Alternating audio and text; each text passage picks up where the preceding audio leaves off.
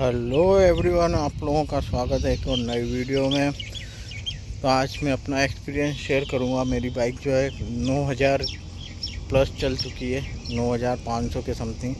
तो 9000 किलोमीटर चलाने के बाद और 11 से 10 से 11 महीने हो गए हैं। तो एक्सपीरियंस ओवरऑल मेरा क्या रहा है तो जो है मैं आज शेयर करूँगा आप लोगों से।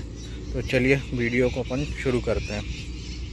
तो पहला तो मेरा जो है ना बिल्ड क्वालिटी मैं आपको बता चुका हूँ, और एक और बार मैं बता देता हूँ कि जो आगे का है ना वो थोड़ा सा लूज़ लगता है मेरे को, अजीब सा लगता है। मतलब उसकी क्वालिटी जो है ना वो इतनी अच्छी नहीं है ना।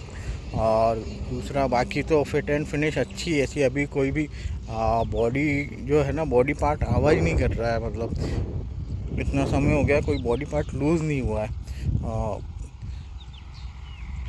बॉडी पार्ट बाकी पैनल वगैरह सब अच्छे हैं, लूज़ नहीं हुए हैं। तो बस ये कि आगे का मडगार्ड जो है ना वो थोड़ा सा क्वालिटी है ना उसकी वो लो है। तो उस कारण से थोड़ा बहुत सी चीज़ें मतलब ब्रेक जो है ड्रम ब्रेक है तो वो साउंड करने लगा है, ब्रेक जो है वो आवाज़ करने लगा है। तो उससे मतलब पता नहीं आप लोगों की बाइक में साउंड आ रहा है कि नहीं आ रहा, बट मेरी बाइक में जो है वो आवाज़ आ रही है। तो मतलब ब्रेक रियर ब्रेक लगाते हैं ना तो ड्रम ब्रेक के कारण वो साउंड कर रहा है जब भी अपन ब्रेक लगाते हैं। तो और आगे भी कुछ साउंड्स आते हैं, ऐसे हैंडल वगैरह मोड़ते हैं ना तो केबल का साउंड है, पता नहीं किस चीज़ की आवाज़ आ रही है ना, वो आवाज़ आती है अजीब सी। ठीक है। और मैंने आगे की डिस्क में भी आवाज़ नोटिस करी है, जब इसमें नमी होती है ना तो थोड़ा सा आवाज़ ये भी करता है। तो ओवरऑल ये तो हो गई मतलब कि किस तरीके से ये मतलब जो नेगेटिव्स हैं, कॉर्न्स बोल लो इनको, है ना, ये सारी चीज़ें हैं। ठीक है। और बाकी और तो ऐसी कोई दिक्कत नहीं आ रही है। गाड़ी का मतलब इंजन जो है ना वो बहुत अच्छा, बहुत स्मूथ है और ओवर हीट नहीं करता है। बाइक का जो इंजन है वो ओवर हीट नहीं करता है, मतलब किसी भी प्रकार की ओवर हीटिंग नहीं है ना। नॉर्मल जो एयर कूल इंजन है इसका, मैं आपको बता दूं, लिक्विड कूल नहीं है, एयर कूल्ड है ना। तो जो नॉर्मल हीटिंग है ना वही होती है, बाकी ऐसा ओवर हीट या ऐसा नहीं होता। थोड़ी बहुत हीट सारी गाड़ियाँ होती हैं, जो कि ये भी थोड़ी बहुत होती है, ज़्यादा नहीं होती। ओवर हीटिंग नहीं है ना, कि जिससे आपको दिक्कत आए, ऐसी हीटिंग इशू नहीं है। और एयर कूल्ड है और कूल डाउन भी जल्दी हो जाता है। तो ये चीज़ मतलब इंजन में ऐसी कोई दिक्कत नहीं है। ठीक है। और रहा एवरेज का, तो एवरेज भी जो है वो बहुत अच्छा दे रही है मेरे को, है ना। 50 प्लस का एवरेज है इसका। ठीक है। अभी मैं सिटी में ही चला रहा हूँ, हाईवे पे गया नहीं हूँ। बहुत जल्द लॉन्ग राइड का प्लान कर रहा हूँ। वेदर थोड़ा सा ख़राब है, इस चक्कर में मैं बाहर नहीं जा पा रहा, बट बहुत जल्द आपके लिए लॉन्ग राइड जो है वो करूँगा और आपको बताऊँगा कि लॉन्ग राइड में कितनी कंफर्टेबल है और क्या एवरेज मेरे को दिया है बाइक ने। ठीक है। और बाकी हेडलाइट जो है, हेडलाइट का थ्रो बहुत अच्छा है। हेडलाइट जो है ना नाइट में विजिबिलिटी बहुत अच्छी है इसकी, जो कि प्रोजेक्टर लगा हुआ है बाइक में। तो हेडलाइट जो है वो बहुत ही अच्छी, बहुत अच्छा थ्रो है ना। और विजिबिलिटी भी अच्छी आती है इसमें। बाकी सारी चीज़ें अच्छी हैं, है ना। और कीचड़ जो है, कीचड़ बहुत ज़्यादा मतलब आता है इसमें, और मेरे को सजेशन भी मिला है कि मैं इसमें एक्स्ट्रा गार्ड लगवा लूँ, रबर का जो आता है।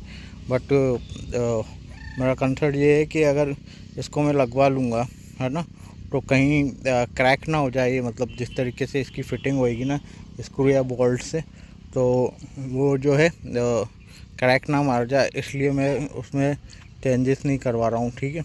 और बाकी ब्रेकिंग अच्छी है बाइक की, है ना। ब्रेकिंग में कोई इशू नहीं आ रहा है, कंट्रोल और एबीएस भी बहुत अच्छे से वर्क करता है। मैंने बारिश में भी इसका एबीएस जो है वो चेक किया था, तो बहुत अच्छे से वर्क करता है, कोई दिक्कत नहीं आ रही है एबीएस में भी। और ब्रेकिंग वगैरह बहुत अच्छी है। इसकी थर्ड सर्विस आने वाली है, तो मैं आप लोगों को उसका भी एक्सपीरियंस बताऊंगा। थर्ड सर्विस में जो भी कॉस्ट होगा वो भी मैं आपसे शेयर कर दूंगा। सारी चीज़ें जो है मैं आपको थर्ड सर्विस के विषय में भी बता दूंगा कि कितनी कॉस्ट आएगी और क्या क्या चेंजेस हुए हैं, वो सारी चीज़ें, है ना। और तीनों सर्विस का ओवरऑल जो खर्चा रहा फ्री सर्विस का, वो भी मैं आपको थर्ड सर्विस होने के बाद बता दूंगा कि कितना खर्च हुआ तीनों फ्री सर्विस में, है ना। और फिर देन अपन पेड सर्विस जब भी आएगी वो अपन कराएंगे, ठीक है। और टायर की मैं बात करूँ, टायर बहुत अच्छे हैं। टायर की ग्रिप जो है ना वो बहुत अच्छी है। मैंने बारिश में भी चलाया और ख़राब रोड पे भी इसको चलाया मैंने, तो ग्रिप जो है ना वो बहुत अच्छी, इतनी जल्दी स्किड नहीं होता है टायर। जैसे आप थोड़ा सा अपन बारिश में सोचते हैं कि स्लिप हो जाएगी, स्किड हो जाएगी, ऐसा नहीं होता, स्किड नहीं होती है ना। तो टायर की जो ग्रिप है ना, MRF के टायर हैं इसमें, तो टायर की जो ग्रिप है वो भी बहुत अच्छी है। ओवरऑल बाइक है ना बहुत अच्छी है। और पिलियन में 3 लोग बैठ जाते हैं, पर बिठाना नहीं है, 3 रेफर नहीं करना चाहिए, ठीक है। 3 लोग बैठ जाते हैं कंफर्टेबली, बट नहीं बिठाना है, ठीक है। और सस्पेंशन में पिलियन के साथ चेक करवा दूँ आपको कितना दबता और किस तरीके से सस्पेंशन जो है उसका ट्रैवल है ना, पिलियन बैठने के बाद। बाकी सब लोग इजीली बैठ जाते हैं, फैमिली के लिए, फैमिली पर्पस के हिसाब से ही मैंने ये बाइक ली है, ठीक है। तो फैमिली जो है सब लोग, मेरी फैमिली में सब लोग इजीली बैठ जाते हैं, है ना। सब लोग इजीली बैठ जाते हैं, किसी को कोई दिक्कत नहीं आती, मम्मी पापा को भी कोई दिक्कत नहीं आती है, सब लोग इजीली बैठ जाते हैं। और हाँ, चेन कोई भी साउंड नहीं कर रही है ना। चेन की किसी भी प्रकार की कोई आवाज़ नहीं आ रही है, चेन की बाइक में से कोई भी साउंड नहीं कर रही है चेन किसी भी प्रकार की कोई आवाज़ नहीं कर रही है। बहुत अच्छे से, मतलब चेन का जो है अभी 9000 किलोमीटर चल गई है। तो और चेन में क्या मेंटेन भी करता रहता हूँ उसको। अभी मैंने थोड़ा सा टाइट करवा के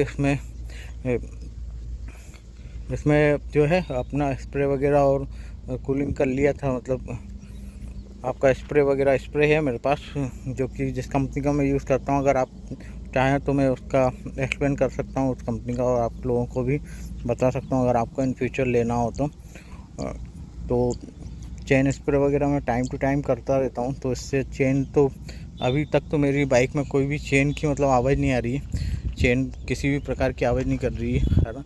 ओवरऑल बाइक अच्छी है। कलर कहीं भी डल नहीं हुआ है, वाइट कलर है, बहुत अच्छा लगता है वाइट, डिफरेंट कलर भी है, तो इस बाइक पे अच्छा भी लगता है। तो ओवरऑल जो बाइक है ना वो बहुत अच्छी लगी है, और 9000 चलने के बाद भी बहुत अच्छी चल रही है, स्मूथ चल रही है। इन फ्यूचर अगर कुछ भी लगेगा तो मैं आपको बता दूंगा, ठीक है। बाकी ओवरऑल यही था मेरा कहना, बहुत अच्छी बाइक है। थोड़ा सा बिल्ड क्वालिटी कहीं कहीं पूरी नहीं बोलूँगा, कहीं कहीं, और ऐसा नहीं है कि मतलब पैनल्स वगैरह लूज़ हुए होंगे, पैनल्स वगैरह कुछ भी लूज़ नहीं हुए हैं, है ना। बट वो बिल्ड क्वालिटी जो कंपनी की तरफ से आई है उसमें थोड़ी सी दिक्कत है, मतलब थोड़ी चीप टाइप की है वो, उसमें दिक्कत। बाकी तो बाइक में कोई भी दिक्कत नहीं आ रही है किसी भी प्रकार की, है ना। अगर आप लेना चाहते हैं तो बिल्कुल ले सकते हैं। बाइक जो है वो बहुत अच्छी है, बहुत अच्छी है, बहुत स्टेबल भी है चलने में। तो यही था मेरा, मिलता हूँ मैं आपसे नेक्स्ट वीडियो में। तब तक के लिए बाय, टेक केयर, अपना ध्यान रखिएगा, और ज़्यादा से ज़्यादा सपोर्ट करें, लाइक करें, और चैनल को सब्सक्राइब करना ना भूलें, ठीक है। मिलता हूँ आपसे नेक्स्ट वीडियो में, तब तक के लिए bye, take care, bye bye.